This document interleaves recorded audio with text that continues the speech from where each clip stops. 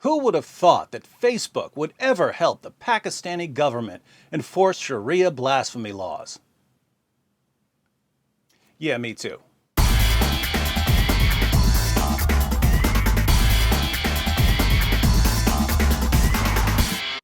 Muhammad ordered his followers to brutally murder people for criticizing him.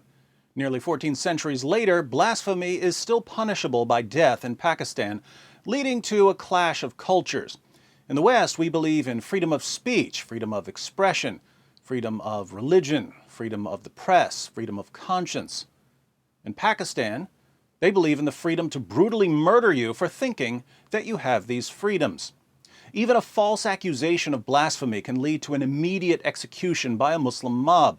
They will beat you to death and parade your body through the streets if they even think that you've done what I do on a daily basis, namely criticize Muhammad and the Quran. Now, we would hope that as our cultures clash, we would be the ones to influence them rather than vice versa. We would hope that over the years we would influence places like Pakistan to become more free, not that they would influence us to become more Sharia compliant. And it really seems like that's the only way it could happen. We have an enormous ability to influence other cultures through movies, through music, through products, through negotiation, through sanctions, and so on, while they have very little ability to influence us. Or so you would think. While there are plenty of people in the West who would say, along with Patrick Henry, "Give me liberty or give me death," there are also corporations whose goal is to make money, not to make any sort of positive impact on the world. Take Facebook, the online Sharia police for the Pakistani government. Dawn reports, the Interior Ministry of Pakistan informed the Islamabad High Court on Monday that Facebook administration has been blocking illegal blasphemous content on Pakistan's request, and 85% of such material on the social networking site has already been removed. Pakistani officials complained to Facebook about blasphemous content, and as of this report, Facebook had already removed 85% of said content. Interior Secretary Arif Khan said in his report that Facebook had responded to their letter and showed its willingness to remove content deemed blasphemous. Facebook is totally on board. He said the federal government has taken ambassadors of 27 Muslim countries on board in connection with the issue. Furthermore, 3 arrests have been made during the course of the online blasphemy probe, out of which 2 people were directly involved in posting blasphemous content, he stated. Law enforcers have also found blasphemous content from the suspects' laptops and mobile devices. A joint interrogation team has been constituted to probe into the matter, he added. When asked why the ambassador of the country from where the offense originated was not summoned, the Interior Secretary responded, "Our embassy in Washington has also taken up the matter with the U.S. government." The Pakistani ambassador was taking up the matter of blasphemous content on Facebook with the U.S. government. He said banning Facebook is not the solution of the problem. If blasphemous material on Facebook is the problem, why isn't banning Facebook the solution? Because Pakistani leaders are convinced that Facebook can help them track down and extradite blasphemers. The BBC reports. Earlier this week, Pakistani Prime Minister Nawaz Sharif voiced his support for a wide-ranging crackdown on blasphemous content on social media. In a statement on his party's official Twitter account, he described blasphemy as an unpardonable offense. It's okay to offend us on Twitter, but not them.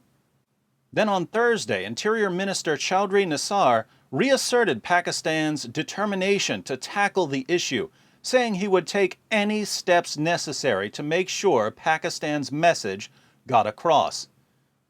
He said that he had asked officials to liaise with the FBI in the U.S. and with social media platforms on a daily basis. Notice, they're going to the FBI and to Facebook on a daily basis to deal with online blasphemy. Facebook and other service providers should share all information about the people behind this blasphemous content with us, he is quoted as saying by the Dawn newspaper. There has been little official description of what blasphemous content has been found online so far, but in the past, blasphemy accusations have ranged from depictions of the Prophet Muhammad to critiques, can't have critiques, and inappropriate references to the Quran. CNBC adds, under Pakistani law, anyone suspected of blasphemy can be prosecuted and potentially sentenced to death. According to Reuters, Interior Ministry Chaudhry Nisar Ali Khan said Thursday that an official in Pakistan's Washington embassy had approached the two social media companies, Facebook and Twitter, in an effort to identify Pakistanis, either within the country or abroad, who recently shared material deemed offensive to Islam. Authorities in Pakistan have already identified 11 people suspected of blasphemy and would seek the extradition of anyone living abroad. Facebook said it reviews all government requests carefully, with the goal of protecting the privacy and rights of our users. The rights of their users, however, apparently don't include the right to blaspheme in Pakistan. We disclose information about accounts solely in accordance with our terms of service and applicable law. Applicable where? In Pakistan? A mutual legal assistance treaty or other formal request may be required for international requests, and we include these in our government requests report, it said in a statement. Now, why would Pakistani leaders think that Facebook is going to help them track down blasphemers for extradition, trial, and execution? Because Facebook immediately caved on removing blasphemous content, and if we know anything about Muslim leaders, it's that if you give them a Sharia inch, they'll want a Sharia mile. And a Sharia mile is a mile-long pile of dead bodies. We can't have any part of the process of executing people for blasphemy, which means that we can't budge when Pakistan makes demands. When a Pakistani ambassador shows up and says, "We want you to remove blasphemous material from the internet," the correct response is, "Oh, you don't like what's on the internet? Well then, you have my full permission to cry me a river." Anything they demand, cry me a river. We want the names and addresses of blasphemers so we can extradite them.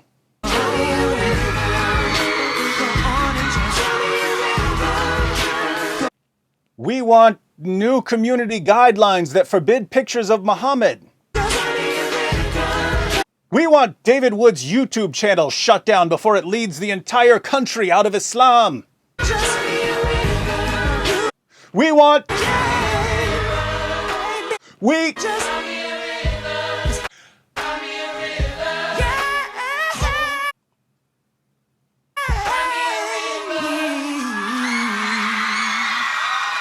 And that's how you deal with demands for Sharia.